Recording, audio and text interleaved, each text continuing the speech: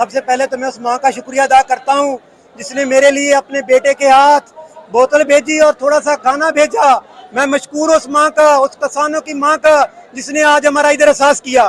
باقی انشاءاللہ اگر ڈی چوک تک ہمیں روکیں گے, 2 بجے تک میرے مذاکرات نہیں اگر کر رہے تو پورے پاکستان میں اپنے کسان دوستوں سے کہتا ہوں کہ باہر نکل آؤ, روڈ بند کر دو.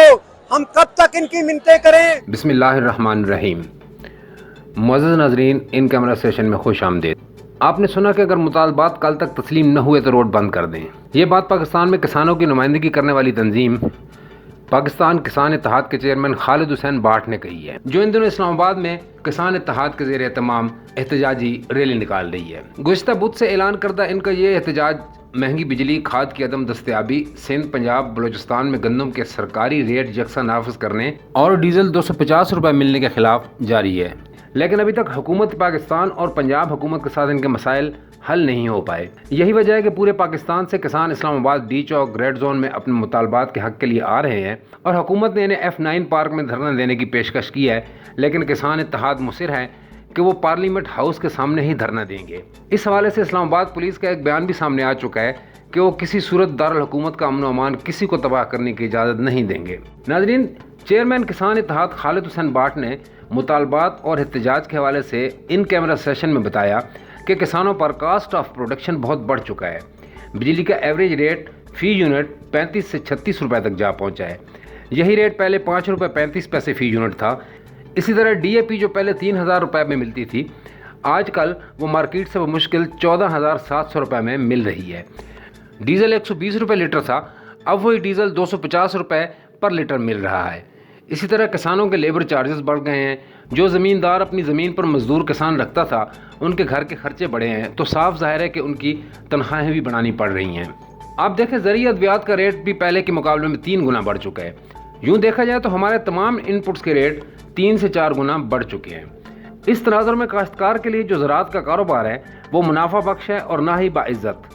یہ بات میں اس لیے کہہ رہا ہوں کہ جب بجلی کے ریٹ میں تقریباً 100 روپے کا فرق آیا تو بجلی کا ریٹ اسی حساب سے کیا جانا چاہیے, جو کہ زیادہ سے زیادہ 8 روپے کر لیا جاتا, لیکن وہ 36 روپے فی یونٹ پڑ رہی ہے. اصل جس بات سے کاشتکار کو تکلیف ہے وہ یہ ہے کہ یہ پیسہ حکومت پاکستان کے پاس بھی نہیں جا رہا, بلکہ یہ پیسہ ہم سے خون نچوڑ کر اکٹھا کر کے IPPs پاور پلانٹ والوں کو دے دیا جاتا ہے. ایک ہی پاکستان میں مختلف قوانین نہیں ہونے چاہیے. قانون تو یہ ہے کہ سب کے ساتھ ایک جیسا سلوک روا رکھا جائے. IPPs کو تو آپ پیمنٹ ڈالروں میں کرتے ہیں, تو پھر کاشتکار کو گندم, چاول, کپاس اور سبزیاں وغیرہ کی ادائیگی ڈالرز میں کیوں نہیں کرتے؟ حکومت ان کی بلیک میلنگ میں کیوں آئی ہوئی ہے؟ کیا سودا کرنے والوں نے ان میں کمیشن یا حصے تو نہیں رکھے ہوئے؟ اب اگر IPPs کی پروڈکشن کم ہوتی ہے, بجلی کم لی جاتی ہے, چاہے 1 یونٹ نہ لی جائے, لیکن ان کی جو کیپیسٹی ہے ان کو اس کی پیمنٹ ہر صورت کرنی ہوتی ہے. یہ تو پوری قوم کو جونکے لگانے والی بات ہے جو ہمارا خون چوس رہی ہیں. پوری قوم کا چند لوگ ہی ہیں جو خون نچوڑ کر پی رہے ہیں. پھر دیکھا جائے تو ہمارے پاس کاسٹ آف پروڈکشن میں لیول پلینگ فیلڈ نہیں ہے, جبکہ انڈین کاشتکار کو یہی یوریا پاکستانی روپے میں کوئی 700 روپے کا ملتا ہے جو ہمیں 2700 کا پڑتا ہے. اسی طرح DAP بھارتی کاشتکار کو 3000 میں, جبکہ ہمارے 14,500 سے زائد میں ملتا ہے. وہاں گرین ڈیزل کے نام پر ڈیزل سبسڈی پر کاشتکار کو ملتا ہے, ہم پوری پیمنٹ کر رہے ہیں. وہاں ریسرچ بہتر, مارکیٹنگ بہتر, وہاں سب کچھ کسان کے لیے بہتر ہے. ہمارے پاس کچھ نہیں ہے. ایک کاشتکار کی کاسٹ 10 روپے ہو اور میری کاسٹ اسی پر 30 روپے ہو تو میں مارکیٹ جا کر اس کا مقابلہ نہیں کر سکتا. سب سے بڑا ایشو یہی ہے کہ ہم مقابلہ نہیں کر پا رہے, اور یہ ہمارے کسان کا نہیں بلکہ پاکستان کا ایشو ہے. ہم نے جو زراعت پر انویسٹمنٹ نہیں کی, اس کی وجہ سے $15 بلین کے لگ بھگ زرعی اجناس امپورٹ کر رہے ہیں. یعنی ہم غیروں کو اس مد میں بلینز ڈالر دے رہے ہیں, اپنوں کو ریلیف نہیں دے پا رہے. زراعت کے لیے اعلانات تو ہر حکومت کرتی ہے, لیکن کوئی عمل درآمد نہیں ہوتا. اگر کچھ عمل درآمد ہوتا تو ہمیں کیا ضرورت تھی چیخنے چلانے کی؟ میں آپ کو وضاحت سے بتا دوں کہ کسان کے لیے آج بھی ایشو نہیں ہے. جو 100 ایکڑ گندم کاشت کرتا ہے وہ 10 ایکڑ کر لے گا. وہ اپنے پرانے لائف سٹائل پر آ جائے گا. وہ لائف سٹائل جب اس کے پاس ٹریکٹر, گاڑی, موبائل اور دیگر سہولیات نہیں تھیں.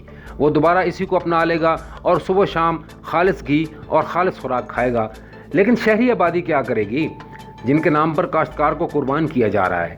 آج ہم زرعی ملک تو شوق سے کہلواتے ہیں, لیکن گندم, دالیں, کپاس اور حتیٰ کہ مختلف قسم کا بیج بھی ہم باہر سے منگواتے ہیں. وزیر اعظم شہباز شریف نے दोहा में प्रेस कॉन्फ्रेंस में खड़े होकर ऐलान किया था कि हमने ट्यूबवेल पर फ्यूल चार्जेस बिलों से मिन्हा कर दिए हैं, लेकिन इस पर अमल दरामद ना हो सके तो हमारा तो इस हुकूमत से एतमाद उठेगा ही ना। हुकूमत ने इस हवाले से राब्ते तो किए हैं, लेकिन अभी तक कोई ठोस बात हमारे सामने नहीं आ रही। मैं बस यही कहूँगा, पाकिस्तान को डिफेंड करने वाला कोई नहीं है। आज असम्बलियों में कोई इमरान खान को, जरदारी को या नवाज शरीफ को तो डिफेंड करता है, लेकिन पाकिस्तान की बात कोई नहीं करता। यही वजह है कि आज हम भिखारी कौम कहलाते हैं। काश्तकार को तकलीफ होती है, लेकिन वो अपनी ज़मीन का टुकड़ा उठाकर किसी दूसरे मुल्क मुंतकिल नहीं कर सकता। इन सियासतदानों के तो कारोबार और बच्चे बाहर मुंतकिल हो चुके हैं।